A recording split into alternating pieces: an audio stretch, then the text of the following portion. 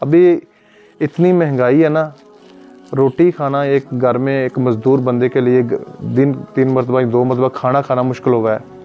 اگر اس کے گھر میں کوئی فوت ہو جائے نا، اسے فوت کی بھول جاتی ہے، اسے بس یہ پڑ جاتی ہے کہ اس کی قبر کا سامان اور یہ کل اور یہ 40واں یہ 10واں کیسے ہوگا۔ حیرت والی بات ہے، مولانا الیاس قادری صاحب جو یہ مدنی چینل والے ہیں، وہ اور اس کے علاوہ ان کے بڑے بڑے علماء کرام کہتے ہیں جی اگر ہم ان کو کہیں یہ بدعت ہے، یہ بدعت ہے، یہ عید میلاد نبی کے بارے میں یا کل 40واں 10واں یہ اور یہ گٹکیں وغیرہ پڑھتے ہیں، ٹھیک ہے، یہ بدعت ہے، تو وہ کہتے ہیں ان کو کہو کہ یہ جو تم اینک لگائی ہے، یہ تم موبائل استعمال کر رہے ہو، گاڑی استعمال کر رہے ہو، یہ نبی صلی اللہ علیہ وسلم نے استعمال کی ہے؟ مجھے جھٹ سے بولا کہ یہ کہاں لکھا ہوا ہے کہ 1000 مرتبہ پڑھنا چاہیے؟ میں نے کہا جہاں کل لکھے ہوئے ہیں نا، 10واں لکھا ہوا ہے، 40واں لکھا ہوا ہے نا، اس کے نیچے طریقہ بھی لکھا ہوا ہے کرنے کا۔ ابھی لکھا تو کہیں بھی نہیں کل 40 و 10۔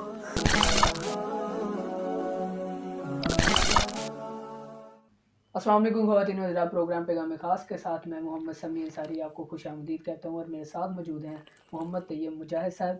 تو آج کی اس نشست میں ہم بدعت کے اوپر بات کریں گے۔ تو آج کا ہمارا پہلا سوال مجاہد صاحب سے یہی ہے کہ بدعت کسے کہتے ہیں اور سنت اور بدعت میں کیا فرق ہے؟ نحمدہ و نصلی علی رسولہ الکریم، اما بعد فاعوذ باللہ من الشیطان الرجیم، بسم اللہ الرحمن الرحیم۔ پیارے بھائی، بدعت وہ ہے کہ جو کام نبی اکرم صلی اللہ علیہ وسلم نے نہ تو اپنی زندگی میں کیا ہو، نہ آپ کے صحابہ نے کیا ہو، اور نہ اسے کرنے کا حکم دیا ہو، اور ہم اب اس کو ثواب سمجھ کر وہ عمل کریں، نیکی سمجھ کر وہ عمل کریں جو نبی اکرم صلی اللہ علیہ وسلم نے نہیں کیا، اسے بدعت کہتے ہیں۔ اور سنت وہ ہے جو نبی اکرم صلی اللہ علیہ وسلم نے جس کا حکم دیا ہے اور جسے کر کے دکھایا ہے، ہم وہ کرتے ہیں، وہ سنت ہے۔ تو بدعت نے جب بدعت آتی ہے نا، تب مشکلات آتی ہیں۔ سب سے بڑی مشکلات ہے، اللہ کے نبی صلی اللہ علیہ وسلم نے فرمایا کہ کل بدعت ضلالہ کل ضلالۃ فی النار، ہر بدعت گمراہی ہے اور ہر گمراہی جہنم میں لے کے جائے گی۔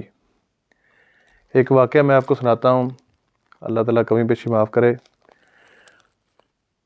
حضرت عبداللہ بن عمر جو حضرت عمر فاروق رضی اللہ عنہ کے بیٹے تھے، تو وہ بیٹھے ہوئے تھے اپنے گھر میں، تو ایک صحابی آئے تو فرمایا کہ کچھ صحابہ کرام مسجد نبوی میں اونچی آواز سے بلند ذکر کر رہے ہیں، اجتماعی ذکر کر رہے ہیں۔ تو آپ مسجد میں گئے، جا کے دیکھا تو صحابہ کرام اونچی آواز سے ذکر کر رہے تھے، بلند آواز سے نا۔ تو انہوں نے پوچھا کیا آپ نے اللہ کے نبی اکرم صلی اللہ علیہ وسلم کو اپنی زندگی میں ایسے اجتماعی ذکر بلند آواز سے کرتے دیکھا ہے؟ انہوں نے کہا نہیں۔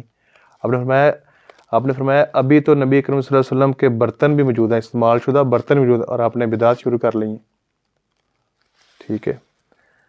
تو ابھی جو ہمارے معاشرے میں ثواب کی نیت سے کرتے ہیں، اس میں یہ بھی ہے کہ جب کوئی بندہ فوت ہو جائے تو اس کے سال ثواب کے لیے کل 40واں 10واں کرتے ہیں۔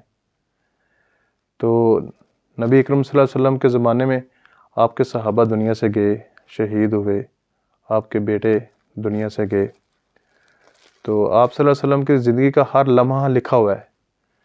ایک صحابی تھے جو آپ صلی اللہ علیہ وسلم کی ہر بات لکھتے تھے، تو اس کو ایک دوسرے صحابی نے منع کر دیا کہ وہی بات لکھا کرو جو تمہیں کہا جاتا ہے، جو حدیث ہوتی ہے، جو قرآن ہوتا ہے نا، آپ وہی بات لکھا کرو۔ تو اس نے لکھنا چھوڑ دیا۔ نبی صلی اللہ علیہ وسلم نے دیکھا اسے کہ وہ لکھ نہیں رہا، تو اب فرمایا آپ لکھ کیوں نہیں رہے؟ فرمایا ایسے مجھے منع کیا۔ فرمایا میری ہر بات لکھا کرو، میں اللہ کے علاوہ جو اللہ بلاتا ہے میں تبھی بولتا ہوں، میرے حق ہی نکلتا ہے، ٹھیک ہے، میرے منہ سے۔ تو یعنی کہ آپ صلی اللہ علیہ وسلم کی زندگی کا ہر عام اور خاص کوئی بھی کام ہے تو لکھا ہوا ہے۔ تو یہ تو کسی کا فوت ہونا یا کسی کا شہید ہونا، میر حمزہ رضی اللہ عنہ شہید ہوئے، آپ کے بیٹے دنیا سے گئے، یہ کتنا خاص ہے۔ کیا یہ نہیں لکھا ہوگا کہ آپ کے اپنے بیٹے کل کروائے، 10واں کروایا، 40واں کروایا، تو کتنے صحابہ آئے؟ یہ بھی تو نوٹ ہونا چاہیے تھا نا کسی کتاب میں، ٹھیک ہے نا۔ ایسا کوئی عمل نہیں ہے کہ آپ نے 10واں کیا ہو یا آپ کے کسی صحابہ نے کوئی 10واں کل 40واں کیا ہو۔ ابھی بدعت کا نقصان کیا ہے؟ دیکھیں، بدعت کا نقصان یہ ہے کہ ابھی یہ کل 40واں 10ویں کو لے لیں، جو بندے افورڈ نہیں کر سکتے، ابھی اتنی مہنگائی ہے نا، روٹی کھانا ایک گھر میں ایک مزدور بندے کے لیے دن 3 مرتبہ 2 مرتبہ کھانا کھانا مشکل ہوا ہے۔ اگر اس کے گھر میں کوئی فوت ہو جائے نا، اسے فوت کی بھول جاتی ہے، اسے بس یہ پڑ جاتی ہے کہ اس کی قبر کا سامان اور یہ کل اور یہ 40واں یہ 10واں کیسے ہوگا۔ چلو آپ کہیں گے کہ وہ گھر والے نہیں کرتے، اس کے ریلیٹیو کرتے ہیں۔ یار جو کمزور بندے ہیں، غریب بندے ہیں، ان کے ریلیٹیو بھی غریب ہی ہوتے ہیں، وہ کہ رئیس نہیں ہوتے، ٹھیک ہے، چند لوگوں کے ہوں گے، براکثریت میں جو کمزور غریب ہیں ان کے جو ریلیٹیو ہیں، رشتہ دار ہیں، وہ بھی کمزور ہی ہیں۔ اگر انہوں نے بھی پکانا ہے، 10واں پکانا ہے یا کل پکانا ہے یا 40واں پکانا ہے، تو وہ ابھی تو گھر کا گھر چلانا مشکل ہوگا، وہ 10واں 40واں کہاں سے لے کے آئیں گے، ٹھیک ہے۔ تو بدعت جو ہوتی ہے نا، وہ تو یعنی کہ سنت ہے نا جو کوئی عمل، اس میں مسلمانوں کے لیے پریشانی نہیں ہے، یعنی کہ جو اللہ کے قرآن مجید میں حج کا ذکر ہے نا، حج کا ذکر ہے نا قرآن مجید میں، پر سب پر فرض نہیں ہے، کچھ شرائط کے ساتھ فرض ہے، ٹھیک ہے۔ جو صاحب استطاعت ہے اس پر حج فرض ہے، جی ٹھیک ہے۔ زکوٰۃ جس کے پاس 7 تولہ یا سے زیادہ سونا ہے اس پر فرض ہے۔ روزہ تندرست بندے، صحت مند بندے پر فرض ہے۔ یعنی اللہ تعالیٰ کسی پر بوجھ نہیں ڈالتے، ٹھیک ہے، ہمارا دین جو فطرت پہ ہے، ٹھیک ہے۔ تو دیکھیں جس کا ذکر قرآن میں ہے وہ سب پر فرض نہیں ہے، حج قرآن پہ ہے سب پر فرض نہیں ہے، زکوٰۃ قرآن میں ہے سب پر فرض نہیں ہے، روزہ قرآن میں ہے سب پر فرض نہیں ہے، جہاد قرآن میں ہے سب پر فرض نہیں ہے۔ یہ کل 40واں 10واں جو لوگ یہ عقیدے کے ہیں، جو یہ کرواتے ہیں، یہ پیسے ہوں نہ ہوں، استطاعت ہو نہ ہو، نہ اس کل کا ذکر قرآن میں ہے نہ حدیث میں ہے، مگر جو لوگ ان کو مانتے ہیں، پیسے ہوں نہ ہوں، یہ کرواتے ہی کرواتے ہیں۔ آپ کے علم میں کوئی ایسا بندہ ہے کہ جو مانتا ہو کل اور 40 10ویں کو، اور اس نے اپنے والدین کے یا ان کے رشتہ دار کے کل اور 40 10ویں نہ کرایا ہو؟ میری نظر میں تو ایسا کوئی نہیں۔ میں ناظرین سے بھی کہتا ہوں، کمنٹ میں مجھے ضرور بتا دیجیے گا کہ کوئی آپ کی نظر میں ایسا بندہ ہے جو کل و 40 کو مانتا ہے مگر پیسے اس کے پاس نہیں ہیں یا ہیں تو اس نے نہ کروائے ہوں۔ یہ تو اس کو حج سے بھی زیادہ فرض سمجھ لی ہے، وہ تو کروانا ہی کروانے ہیں۔ اور مجھے بتائیں کیا علماء کرام نے یہ بتایا ہے اپنے لوگوں کو؟ جمعہ میں بتاتے ہیں یار اگر آپ کل 40واں 10واں کرانے کی استطاعت نہیں رکھتے تو نہ کرواؤ، قرضہ نہ اٹھاؤ، پریشان نہ ہو، ٹھیک ہے۔ ناک رکھنے کے لیے زندگی میں تو ہم اپنے والدین کو پوچھتے نہیں ہیں، ان کو اچھے کپڑے نہیں لے کے دیتے، ان کی اچھی میڈیسن نہیں انہیں لے کے دیتے، ٹھیک ہے، ان کی اتنی خاطر نہیں کرتے، اور جب دنیا سے وہ چلے جاتے ہیں اور ناک کے لیے، اپنی برادری کے لیے، اپنی عزت کے لیے وہ 10ویں اور 40ویں اور دیگیں چڑھاتے ہیں دنیا کو دکھانے کے لیے، ٹھیک ہے۔ کہنے کا مطلب ہے کہ جن چیزوں کا ذکر قرآن میں ہے پر اللہ نے کہا ہے جو استطاعت ہے وہ استطاعت والے کرے، اور جس کا ذکر نہ قرآن میں ہے نہ حدیث میں ہے، اور جو اس کل 40 کو مانتے ہیں ان کے لیے تو وہ کرانا ہی ہوتا ہے، ٹھیک ہے۔ مولوی صاحب آتے ہیں، اتنے لوگ کھا کے جا رہے ہیں، تو یہ بدعت ہے، بدعت کے یہ نقصان ہے، ٹھیک ہے۔ اور آپ یہ سوال کر رہے تھے، پھر یہ بھی بدعت ہے، یہ موبائل بھی، یہ جو ہم نے مائک لگائے ہیں، یہ گاڑیاں استعمال کر رہے ہیں، یہ بھی بدعت ہے۔ یار یہ میرا سوال نہیں ہے، اکثر علماء کرام اس طرح پوچھتے ہیں کہ اگر بدعت مطلب آپ کہتے ہیں کہ حضور پاک صلی اللہ علیہ وسلم نے کچھ کام نہیں کیا تو وہ بدعت ہے، ٹھیک، تو اس طرح تو حضور پاک صلی اللہ علیہ وسلم کے دور میں موبائل بھی نہیں تھے، تو کیا یہ چیز بدعت ہے کہلائے؟ اچھا یہ ایک عام بندہ سوال کرے نا تو چلو ٹھیک ہے۔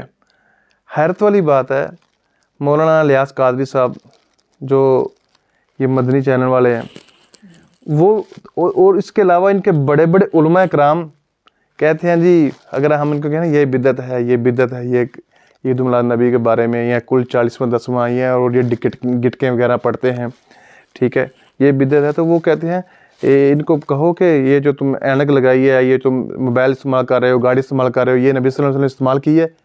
پھر یہ کہتے ہیں تم بھی نہیں تھے اس وقت تو آپ بھی بدعت ہو. یعنی کہ الٹے سوال ان کے علماء کرام کر رہے ہیں, ان کے جماعتوں کے امیر کر رہے ہیں. میں نے ان کا سنا تھا, وہ کہتے تھے یہ بھی پھر تو یہ بھی بدعت ہے. اللہ کے بندو, یہ ایجاد ہے, یہ جو گاڑی ہے کوئی ثواب سمجھ کے نہیں چلاتا. بدعت وہ ہے کہ جو کام نبی اکرم صلی اللہ علیہ وسلم نے نہ تو کیا نہ کر کے دکھایا ہے, ہم اسے نیکی سمجھ کر رہے ہیں.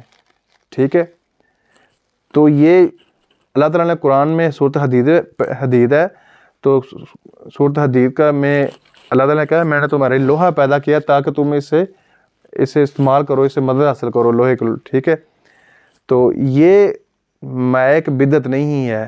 یہ کوئی گاڑی جو ہے نا, یہ ثواب کے نہیں ہے, یہ دین میں نہیں ہے, یہ ایک ایجادات ہے. ٹھیک ہے, اسے بدعت نہیں کہتے. بدعت اسے کہتے ہیں جو آپ نے اپنے شروع کی ہوئی ہیں. نبی صلی اللہ علیہ وسلم نے فرمایا کہ الیوم اکملت لکم دینکم, کہ دین مکمل ہو گیا ہے. ٹھیک ہے, دین سارا دین مکمل ہو گیا. آپ صلی اللہ علیہ وسلم نے پورا دین ہم تک پہنچا دیا ہے. اس میں یہ کل 40واں 10واں نہیں ہے. اصالہ ثواب کے لیے تو قرآن مجید ہی پڑھا جاتا ہے نا, تو اگر اس سے مرحوم کی روح کو ثواب پہنچ رہا ہے تو اس میں حرج کیا ہے؟ سب سے بڑا حرج یہ ہے کہ یہ نبی اکرم صلی اللہ علیہ وسلم کا طریقہ نہیں ہے.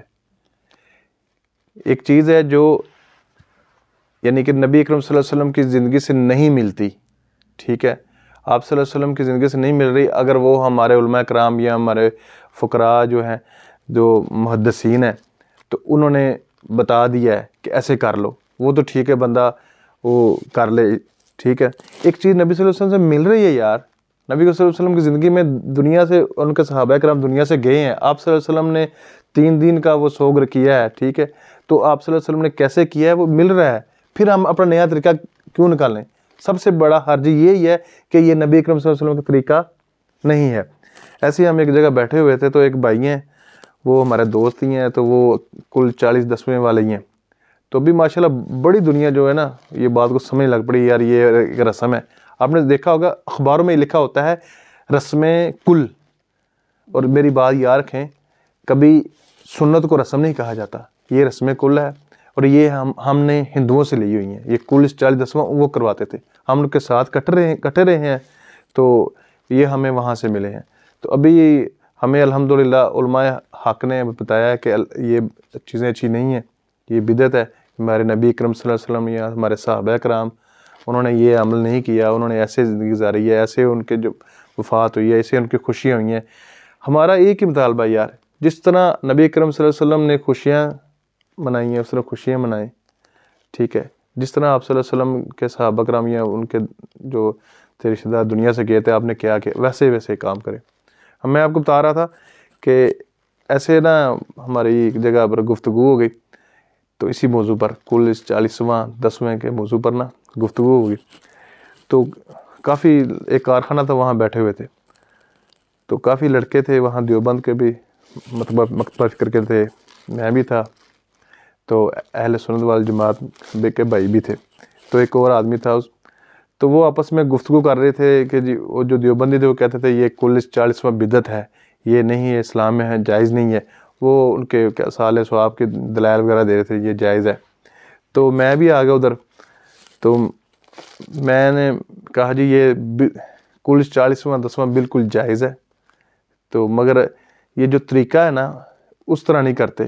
جو کہ وہ دیوبندی حضرات کہتے تم کیسے کہہ رہے ہو یہ جائز ہے, تم تو اہل حدیث ہو اور تم کہہ رہے ہو یہ جائز ہے, کیسے جائز ہے؟ میں نے کہا یہ جائز ہے, کل بھی 40واں 10واں جائز ہے, مگر ابھی اس طریقے سے نہیں کرتے, طریقہ ان کا ٹھیک نہیں ہے. وہ جو اہل سنت حنفی بریلوی وہ مسجد میں جمعہ پڑھاتے ہیں, تو وہ کہتا ہے جی کیا طریقہ ہے, کیا طریقہ نہیں ٹھیک.